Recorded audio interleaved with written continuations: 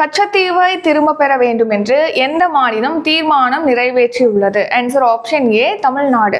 So பார்த்தீங்கன்னா இப்போ கச்சத்தீவு ஒரு ஒப்பந்தத்தின்படி பார்த்தீங்கன்னா இந்தியாவுக்கும் இலங்கைக்கும் ஒப்பந்தம் மேற்கொண்டிருப்பாங்க. அந்த ஒப்பந்தப்படி இலங்கைகிட்ட ஒப்படைக்கப்பட்டது கச்சத்தீவு. ஸோ இந்த கச்சத்தீவை திரும்ப பெறணும் அப்படின்னு சொல்லி இப்போ நம்ம தமிழ்நாட்டில் பார்த்தீங்கன்னா தமிழக அரசு இப்போ ஒரு தீர்மானத்தை நிறைவேற்றிருக்காங்க. இப்போ எதுக்காக இந்த தீர்மானம், இதோடைய முக்கியத்துவம் எதுக்கு, இப்போ எதுக்கு இந்த கச்சத்தீவை நம்ம பெறணும் அப்படின்னு கேட்டிங்கன்னா, நம்ம மீனவர்கள், தமிழக மீனவர்கள் மீன் பிடிக்கிறதுக்கு போறாங்க இல்லையா? சோ அந்த டைம்ல அங்க மீன் பிடிக்கிறதுனால இலங்கையிலிருந்து பாத்தீங்கன்னா அவங்க தாக்குதல் நடத்துறாங்க, படகுகளை கொள்முதல் அதாவது பறிமுதல் செஞ்சுக்கிறாங்க, அதே மாதிரி கடுமையான அபராதம் விதிக்கிறாங்க. சில டைம்ல பாத்தீங்கன்னா நம்ம தமிழக மீனவர்களை சிறை பிடிக்கிறாங்க. இந்த மாதிரியான ப்ராப்ளம் தொடர்ந்து நடைபெற்று வருது. ஸோ இதுக்கு ஒரு நிரந்தர தீர்வு காணணும் அப்படின்னு சொல்லிட்டு தான் அந்த கச்சத்தீவை திரும்ப பெறணும் அப்படின்னு தமிழக சட்டப்பேரவையில் ஒரு தீர்மானம் ஒருமனதாக நிறைவேற்றப்பட்டிருக்கு.